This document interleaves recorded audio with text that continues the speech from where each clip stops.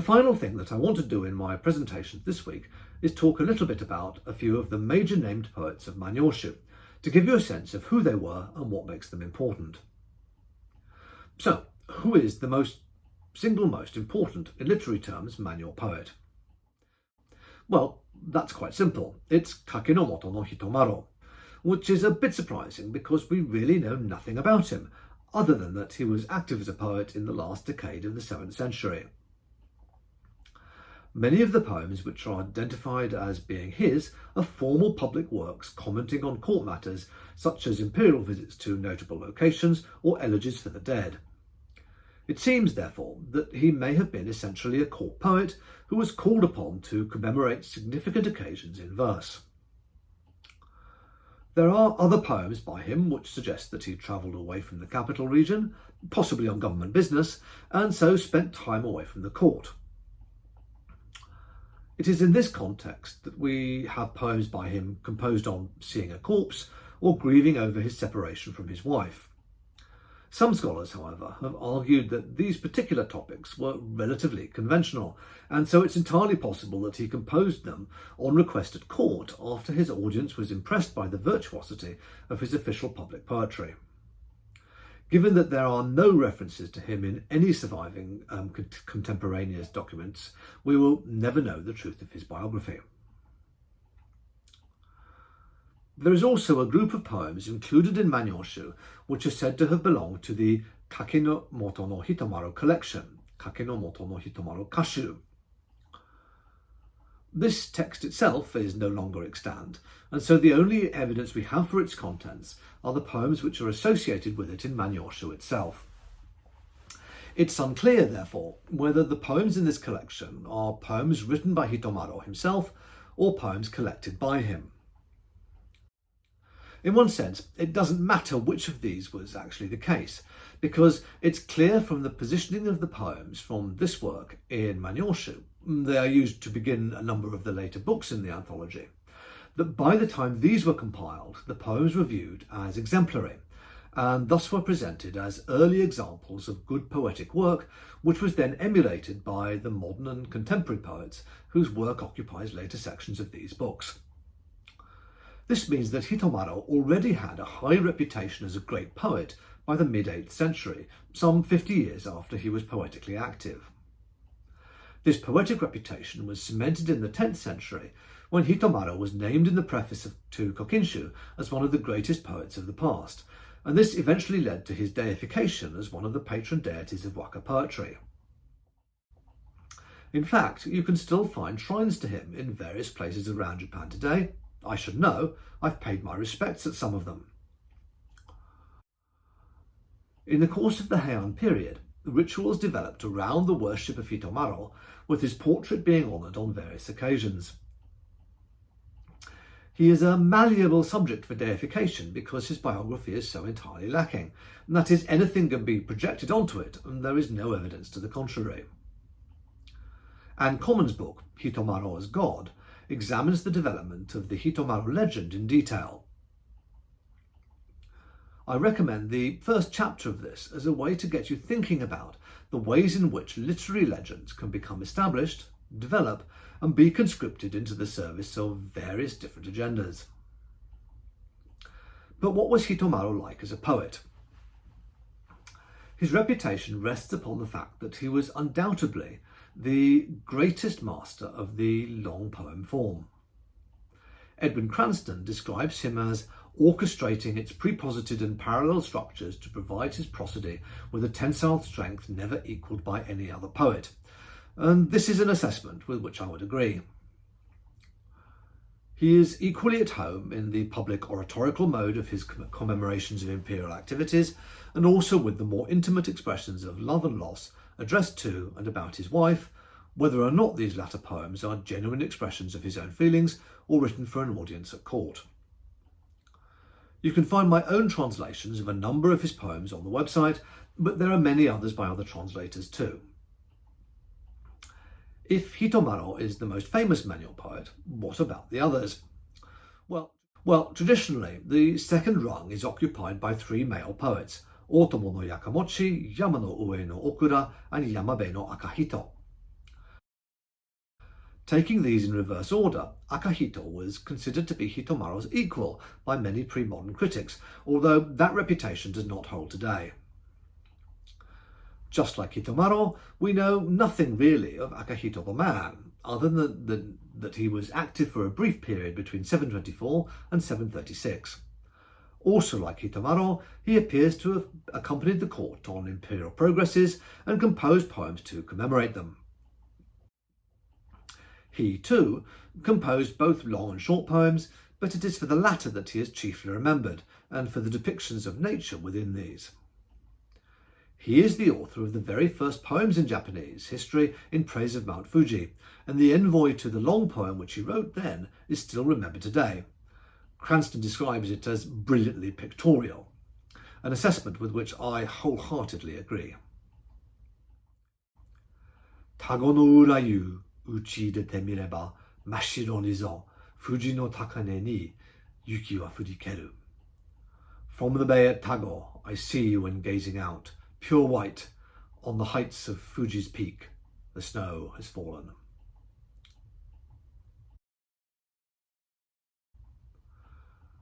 Unlike the previous two poets, Yamanoue no Okura is someone about whom we know quite a bit. While his origins are a little murky, some research suggests that he was in fact born on the Korean peninsula and arrived in Japan with his family when he was about 4. Given this background, there is no doubt that he will have received a thorough education in the Chinese style, including the Confucian classics, and compositions by him in Chinese as well as Japanese survive. It's also the case that even his Japanese work frequently contains allusions to Chinese sources. He occupied a relatively low rung on the court hierarchy, but was considered erudite by his contemporaries, which accounts for both his selection as a member of an embassy to the Tang court between 701 and 707, and also a later appointment as tutor to the Crown Prince. It seems that it was not until relatively late in his life that he turned to poetic composition, and his surviving work shows him to be equally at home with both long and short poetic forms.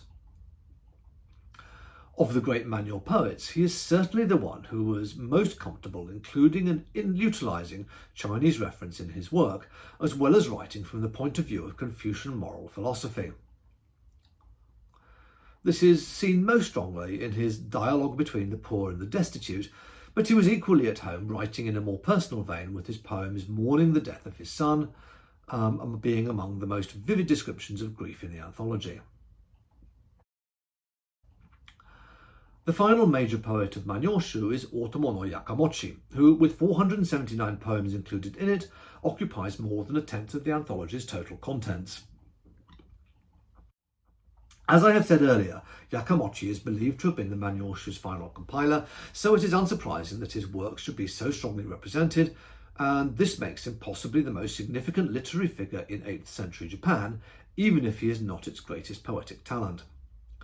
In fact, it appears that he may well have lost interest in poetry in the last decades of his life, as during this period he was frequently involved in plots of various kinds against the throne and suffered a number of reversals of fortune and political disgrace, so much so that after his death the Otomo family property was confiscated and his mortal remains were not allowed to be buried within the capital, instead being banished to the island of Oki, a fate which was to befall a later poetic talent, Emperor Gotoba.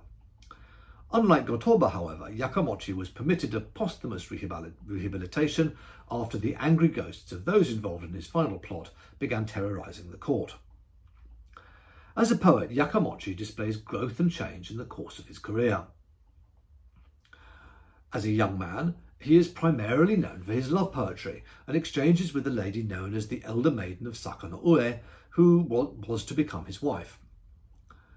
In his middle period, he experiments with the long poem form, often in emulation of Hitomaro, while towards the end of his poetic career, perhaps unsurprisingly, his work is often tinged by melancholy. In him, then, we can see the way in which the passions of youth are tempered by age and experience, and how experience can lead to frustration and dissatisfaction. You can find a representative selection of his work on wakapoetry.net and further extensive examples with commentary in Cranston's Gem Glistening Cup anthology.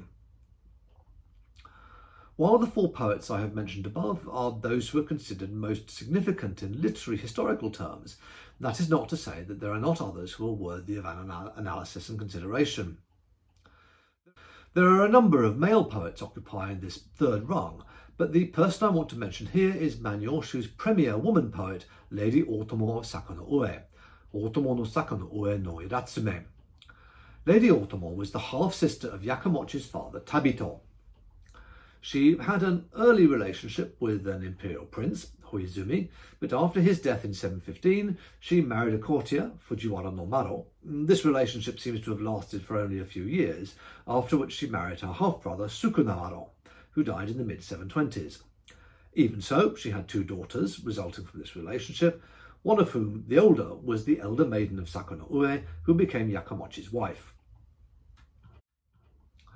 Following the death of Tabito in 731, she appears to have essentially led the Otomo clan until Yakamochi was old enough to take over the reins. He was only 15 when his father died. It is perhaps not surprising, given this wide range of experience, that many of Lady Otomo's poems are love poetry, and indeed there are suspicions that some of the replies written by the elder maiden of Sakanoue to Yakamochi's love poems were in fact penned by Lady Otomo, as the earliest of these date from when the elder maiden would have only been 10 years old. Other than her love poetry, however, she shows great versatility as a poet, addressing a range of different topics and themes. She is equally at home with natural descriptions of celestial phenomena, such as the moon, with adulatory poems addressed to the emperor, and with poems mourning the death of an acquaintance. While it's possible to argue that the fact she is so well represented in Manyoshu is due to her family connection with Yakamochi, as its compiler, on the textual evidence, it is undeniable that she was a major poetic talent of her time, and given this, may well have had some influence on Yakamochi's activities as he put the collection together. This has been something of a whistle-stop tour through Manyoshu, and I'm fully aware that I've done little more than scratch the surface of this significant and complex text. Nevertheless, I hope that this introduction has given you enough information about it to stimulate your interest and encourage you to delve into it further. There are, of course, numerous translations of its poems available should you wish to read them, with Cranston's anthology, which I have cited a number of times during these presentations, one of the key English language sources. There are also 671 translated manual waka available online on my website, so if you feel like reading some more, please take a look.